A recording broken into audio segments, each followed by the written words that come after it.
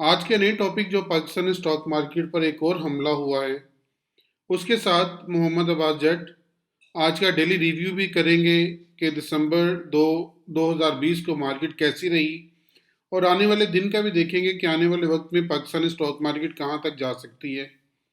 नीचे हमारा WhatsApp number भी है और साथ में हमारा टेलीग्राम का स्टॉक सीक्रेट का आईडी भी है। आप डिस्क्रिप्शन में मौजूद लिंक से ऊपर क्लिक करके हमें ज्वाइन कर सकते हैं ताकि लाइव मार्केट में जो हम बाय और सेल कॉल देते हैं आप उस बाय और सेल कॉल पे अपना प्रॉफिट कमा सके। वीडियो को पसंद आने पर लाइक शेयर और सब्सक्राइब ज़रूर कर दिया करें, ये आपका एक गिफ्ट होता है। मेरी जब मार्केट स्टार्ट हुई तो तकरीबन 41,665 के ऊपर स्टार्ट हुई। उसके बाद मार्केट में एक माइनर सा डिप आया। मार्केट के जो बियर्स हैं उन्होंने अटैक करने की कोशिश की बुल्स के ऊपर, लेकिन बुल जो उनसे ताकतवर थे वो दोबारा उठा के उसको ऊपर लेके आ गए। एक दफ़ा फिर अटैक आया बियर्स का, लेकिन बियर्स को दोबारा बुल ने टिकने नहीं दिया। तो उसके बाद मार्केट जो सी है वो एक न्यू हाई बना गई और इंट्रा डे में तकरीबन इसने 42,074 का हाई बनाया और इसकी क्लोजिंग जो सी है वो 42,027 के ऊपर आई। बेहतरीन क्लोजिंग है 42,027 के ऊपर। 362 का चेंज आया जो कि 0.87% था। वॉल्यूम जोन से वो तकरीबन 280 मिलियन रहे। इसके अलावा देखें टीआरजी दोबारा एक दफ़ा फिर आपको सर फहरिस्त नज़र आ रहा है और पीआरएल दोबारा आपको नज़र आ रहा है बोर्ड के ऊपर। पीआरएल दोबारा एक अच्छे वॉल्यूम के साथ बोर्ड पे आना शुरू हो गया है जो पीआरएल के लिए अच्छा साइन है। यूनिटी माइनस में रहा लेकिन बहुत कम माइनस रहा, ज़्यादा माइनस नहीं गया। थोड़ी सी करेक्शन इसमें आई, प्रॉफिट टेकिंग आई। इसके बाद एम एल सी एफ भी ऑन बोर्ड रहा और हम नेटवर्क आज पॉजिटिव साइड पर ऑन बोर्ड में नज़र आ रहा है।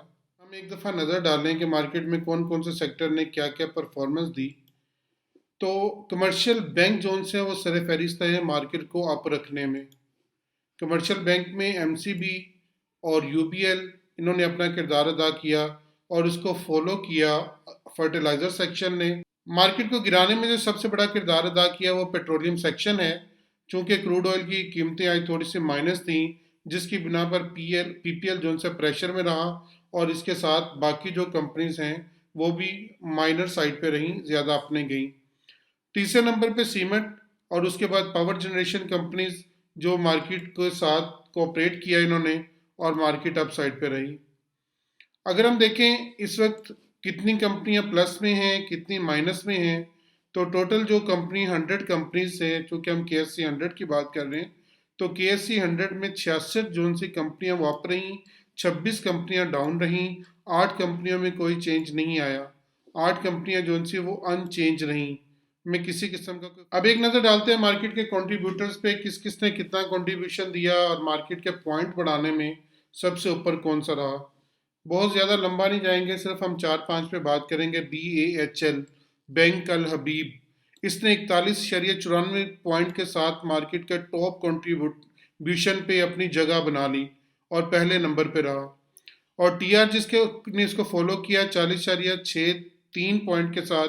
उसके बाद मिलर ट्रैक्टर जो 39.99 पॉइंट के साथ तीसरे नंबर पर रहा। आपको 24.36 पॉइंट के साथ चौथे नंबर पर और लकी 23.35 पॉइंट के साथ पांचवें नंबर पर नजर आ रहा है। मार्केट को ड्रैग डाउन करने में सबसे बड़ा किरदार पीपीएल का रहा जो -13.5 पॉइंट के साथ सरे फहरिस्त पे बोर्ड में नजर आ रहा है। और सेकंड नंबर पर नजर आ रहा है आपको पैकेजेस -5.12 पॉइंट के साथ। उसके बाद थर्ड नंबर पर HBL -3.67 के साथ। उसके बाद EFUG -3.46 पॉइंट के साथ और उसके बाद KTML -3.27 पॉइंट के साथ। चूंकि पॉजिटिव कंट्रीब्यूटर ज़्यादा स्ट्रॉन्ग थे, बुल स्ट्रॉन्ग थे, तो बुल का जो हमला हुआ मार्केट के ऊपर, इन्होंने मार्केट को ड्रैग डाउन नहीं होने दिया बल्कि मार्केट को अप साइड पे रखा, मार्केट के साथ चले और मार्केट को अप रखने में अपना पूरा किरदार अदा किया। अब एक नज़र डालते हैं फॉरेन इन्वेस्टमेंट पे और लोकल इन्वेस्टमेंट पे। फॉरेन इन्वेस्टमेंट जो सी है उन्होंने किस किस में इन्वेस्टमेंट की। जब मार्केट में रेट्स अच्छे मिले, रेट्स ऊपर आए, तो इन्होंने सीमेंट में से अपनी पोजीशन को निकाला $3.65 मिलियन के साथ। सेकंड पोजीशन जो उन्होंने ऑफलोड की वो E&P में है 1.47 मिलियन डॉलर की। थर्ड पोजीशन जो उन्होंने अपनी ऑफलोड की वो बैंक्स हैं 1.75 के साथ।